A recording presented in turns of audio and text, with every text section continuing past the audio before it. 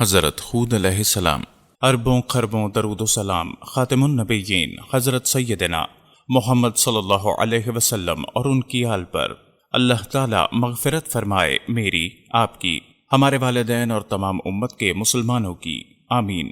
اپنے آج کے ٹاپک پر بات کرنے سے پہلے ہم اپنے ناظرین سے گزارش کرتے ہیں کہ اللہ اور اس کے حبیب صلی اللہ علیہ وسلم کا پیغام دنیا کے تمام انسانوں تک پہنچانے میں ہماری مدد کریں۔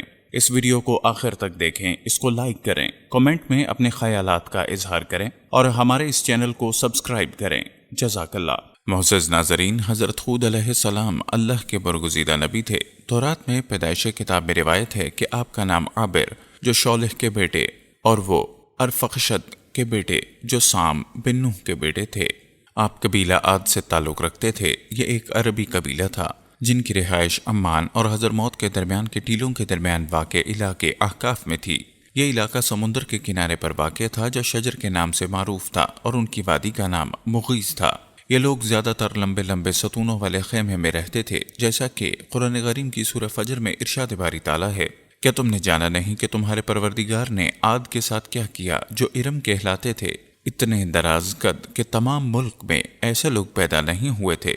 کہتے ہیں کہ سب سے پہلے حضرت ہود علیہ السلام نے عربی زبان میں کلام فرمایا۔ البتہ وہب بن منبع فرماتے ہیں کہ ہود علیہ السلام کے والد سب سے پہلے عربی بولنے والے تھے۔ طوفان نوح کے بعد سب سے پہلے قوم عاد نے، جنہیں عاد اولی بھی کہا جاتا ہے، بت پرستی اختیار کی۔ ان کے 3 بت تھے جن کا نام سمد، سمود اور خر تھا۔ چنانچہ اللہ تعالیٰ نے ان کے بھائی ہود علیہ السلام کو نبی بنا کر مبعوث فرمایا۔ انہوں نے اپنی قوم کو ایک اللہ کی طرف بلایا۔ سورہ اعراف میں ارشاد ربانی ہے، اور اسی طرح قوم عاد کی طرف ان کے بھائی ہود کو بھیجا۔ انہوں نے کہا، بھائیو، اللہ ہی کی عبادت کرو، اس کے سوا تمہارا کوئی معبود نہیں، کیا تم ڈرتے نہیں؟ ان کی قوم کے سردار جو کافر تھے کہنے لگے، تم ہمیں احمق نظر آتے ہو اور ہم تمہیں جھوٹا خیال کرتے ہیں۔ انہوں نے کہا، بھائیو، مجھ میں حماقت کی کوئی بات نہیں، بلکہ میں رب العالمین کا پیغمبر ہوں۔ میں تمہیں اللہ کے پیغام پہنچاتا ہوں اور تمہارا امانت دار خیرخواہ ہوں۔ کیا تم کو اس بات پر تعجب ہوا ہے کہ تم میں سے ایک شخص کے ہاتھ تمہارے پروردگار کی طرف سے تمہارے پاس نصیحت آئی تاکہ وہ تمہیں ڈرائے؟ اور یاد تو کرو جب اس نے تمہیں قوم نوح کے بعد سردار بنایا اور تمہارا پھیلاؤ اور زیادہ کیا۔ پھر اللہ کی نعمتوں کو یاد کرو تاکہ نجات حاصل کر سکو۔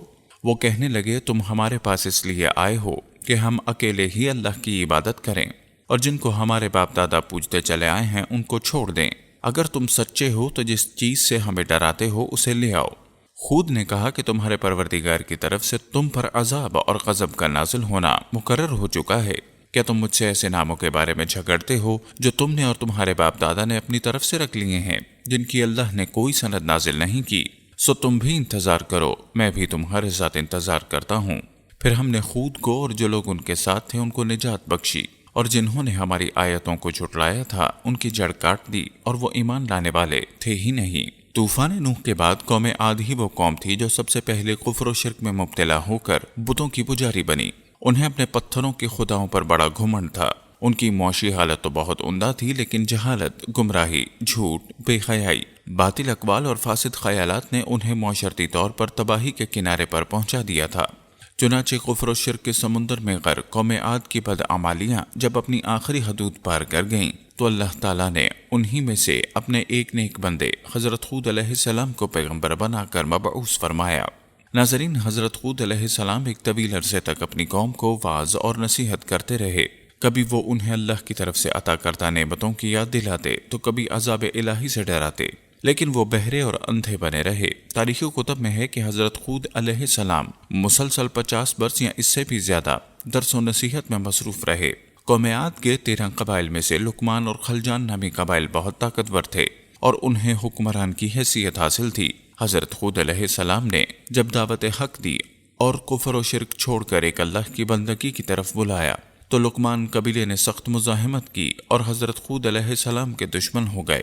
اس کے برعکس دوسرے قبیلے خلجان نے حضرت ہود علیہ السلام کی باتوں پر غور و خوض کیا اور ان میں سے اکثر جلد ہی آپ کی دعوت کو قبول کر کے ایمان لے آئے۔ حضرت ہود علیہ السلام نے اپنی قوم کو راہ حق پر گامزن کرنے کی ہر ممکن کوشش کی، لیکن قوم نے ان کی دعوت قبول کرنے سے انکار کر دیا۔ تو بالآخر انہوں نے بارگاہ الہی میں مدد کے لیے دستے دعا دراز کیے، جسے سورہ المومنین میں ان الفاظ میں بیان کیا گیا ہے۔ نبی نے دعا کی کہ اے پروردگار، انہوں نے مجھے جھوٹا کہا ہے، پس تو میری مدد فرما۔ اللہ نے اپنے نبی کی فریاد کے جواب میں فرمایا، اے نبی، یہ بہت جلد اپنے کیے پر پچھتانے لگیں گے۔ ناظرین، اللہ تعالیٰ نے اپنے نبی کی دعا قبول فرمائی اور قوم عاد پر عذاب کی ابتدا ہو گئی۔ بادلوں کے فرشتے کو حکم دیا کہ اب بارش نہ برسائی جائے، چشموں کے فرشتے کو حکم دیا ان کے ٹھنڈے، میٹھے اور شفاف پانی سے لبریز چشموں اور آبشاروں کو خشک کر دو۔ چنانچہ دیکھتے ہی دیکھتے ان کے سرسبز و شاداب کھیت و کھلیان سوکھنے لگے اور مویشی مرنے لگے، یہاں تک کہ لوگ پینے کے پانی کو ترسنے لگے۔ کثیر تعداد میں پیدا ہونے والے پھل اور اناج ناپید ہو گئے۔ پوری قوم خشک سالی کا شکار ہو کر بدحال اور پریشان ہو گئی، اور یہ سلسلہ مسلسل 3 سال تک جاری رہا۔ حضرت ہود علیہ السلام سے اپنی قوم کی یہ پریشانی دیکھی نہ جاتی تھی۔ آپ بہت افسردہ اور پریشان رہتے، اور پھر ایک دن انہوں نے اپنی قوم سے فرمایا، اے میری قوم کے لوگو، تم اپنے پالنے والے سے بخشش مانگو، اس کے آگے توبہ اور استغفار کرو، وہ تم پر آسمان سے موسلا دھار می برسائے گا اور تمہاری طاقت اور قوت میں اضافہ کرے گا، اور دیکھو گنہگار بن کر روگردانی نہ کرو۔ ناظرین، قرآن کریم اور احادیث مبارکہ میں توبہ اور استغفار کے بڑے فوائد بیان فرمائے گئے ہیں۔ ابن ماجہ اور ابو داؤد میں حدیث مبارکہ ہے، جو پابندی سے استغفار کرتا ہے، اللہ تعالیٰ اس کے لیے ہر فکر سے کشادگی اور ہر تنگی سے راستہ بنا دیتا ہے، اور اسے ایسی جگہ سے روزی دیتا ہے جو اس کے وہم و گمان میں بھی نہیں ہوتی۔ بہرحال حضرت ہود علیہ السلام کے لاکھ سمجھانے کے باوجود اس قوم پر کوئی اثر نہ ہوا، بلکہ انہوں نے نہایت ڈھٹائی کا مظاہرہ کرتے ہوئے کہا، ہم محض تیرے کہنے پر اپنے آبا و اجداد کے اور اپنے ان معبودوں کو کیوں چھوڑ دیں؟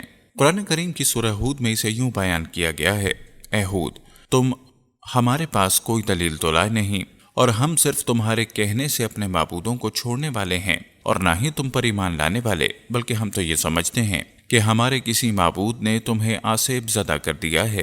عذاب الہی کے ابتدائی مراحل ہی میں خشک سالی نے قوم عاد کی حالت ابتر کر دی، چنانچہ ان کے سرداروں اور دانشوروں نے اسے نجات پانے کے لیے مختلف تدابیر پر غور و خوض شروع کر دیا۔ یہ بات بڑی حیران کن ہے کہ پچھلی قوموں کو جب بھی کوئی مشکل گھیراتی تو وہ اس سے نجات کے لیے حجاز مقدس کا سفر کرتے اور بیت اللہ میں جا کر اللہ کے آگے آہوزاری کرتے، یعنی کافر قومیں بھی اس حقیقت کو تسلیم کرتی تھیں کہ اس ارض و سما میں ایک لافانی قوت موجود ہے، لیکن اس کے باوجود جب نبی اور رسول یہ بات کہتے تو ان کی عقل پر پردہ پڑ جاتا۔ قوم عاد کے سرداروں نے بھی یہی فیصلہ کیا کہ قوم کے سرکردہ افراد بیت اللہ شریف جا کر ان دیکھے خدا کے سامنے فریاد کریں۔ چنانچہ مختلف قبائل کے سرداروں اور دیگر اہم افراد پر مشتمل 70 افراد کا ایک وفد حجاز مقدس روانہ ہوا۔ اس زمانے میں مکہ مکرمہ میں قوم عمالیق کی حکمرانی تھی، جس کا سردار معاویہ بن بکر تھا، اور معاویہ کی والدہ قوم عاد سے تعلق رکھتی تھی۔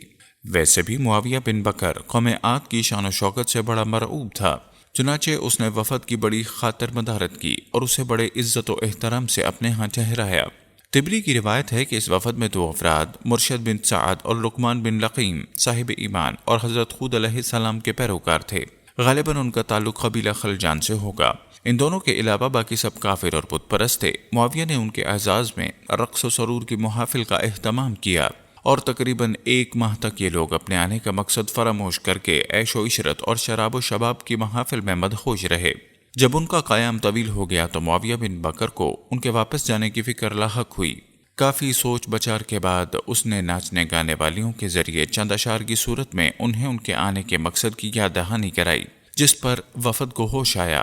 تاریخی کتب میں درج ہے کہ اس موقع پر وفد میں شامل مرشد اور لقمان نے ایک بار پھر انہیں سمجھانے کی کوشش کی کہ جو کچھ حضرت ہود علیہ السلام کہتے ہیں اس پر ایمان لے آؤ، لیکن وہ نہ مانے۔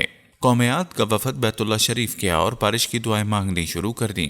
ابھی تھوڑی ہی دیر گزری تھی کہ اللہ نے آسمان پر 3 رنگوں کے بادل بھیج دیے، جن میں ایک سفید تھا، دوسرا سیاہ اور تیسرا سرخ۔ اس کے ساتھ ہی آسمان سے ندائے غیب آئی، اپنے اور اپنی قوم کے لیے ان تینوں میں سے کسی ایک کو پسند کر لو۔ چنانچہ وفد نے سوچ بچار کے بعد سیاہ بادل کو اپنے لیے پسند کر لیا، جس کے ساتھ ہی سرخ اور سفید ٹکڑے آسمان سے غائب ہو گئے، اور ابر سیاہ آہستہ آہستہ آسمان پر چھانے لگا۔ وہ لوگ اپنی دعا کی قبولیت پر بڑے خوش تھے اور سمجھتے تھے کہ اب خشک سالی ختم ہو جائے گی۔ چنانچہ پوری قوم نے خوشیاں منانا شروع کر دیں، لیکن ہود علیہ السلام سمجھ گئے تھے یہ عذاب الہی ہے، لہٰذا انہوں نے ایک بار پھر اپنی قوم کو مخاطب کرتے ہوئے فرمایا، اے میری قوم، یہ اللہ کا عذاب ہے جو تم پر نازل ہوا چاہتا ہے۔ پھر انہوں نے اللہ تعالیٰ کا فرمان انہیں سنایا جو سورہ احقاف میں ہے، نہیں بلکہ دراصل یہ ابر وہ عذاب ہے جس کی تم جلدی کر رہے ہو، یہ ہوا کا طوفان ہے جس میں دردناک عذاب چلا آ رہا ہے جو اپنے رب کے حکم سے ہر چیز کو تباہ کر ڈالے گا۔ سورہ حاقہ میں ارشاد ہے کہ اللہ نے تیز آندھی کا یہ عذاب 7 راتوں اور 8 دنوں تک مسلسل جاری رکھا۔ آندھی نے کسی ایک کو بھی باقی نہ چھوڑا، یہ ہر ایک کے پاس پہنچ گئی، غاروں کے اندر، پہاڑوں کی گھاٹیوں اور چوٹیوں، گھروں، محلات اور قلعوں کے اندر، سب کو فنا کر ڈالا۔ علامہ طبری کی بعض روایتوں میں ہے کہ حضرت ہود علیہ السلام کی عمر 150 سال تھی۔ آپ علیہ السلام کو 50 برس کی عمر میں نبوت عطا ہوئی۔ 50 برس تک قوم کو وعظ اور نصیحت کرتے رہے۔ قوم کی ہلاکت کے بعد مزید 50 برس تک زندہ رہے اور اہل ایمان کو وعظ اور درس فرماتے رہے۔ تاریخی شواہد کے مطابق حضرت ہود علیہ السلام کا مزار خضر موت کے ایک مقام پر ہے جہاں عرب کے مختلف حصوں سے ہزاروں کی تعداد میں لوگ جمع ہوتے ہیں، اگرچہ یہ قبر تاریخی طور پر ثابت نہیں، واللہ عالم۔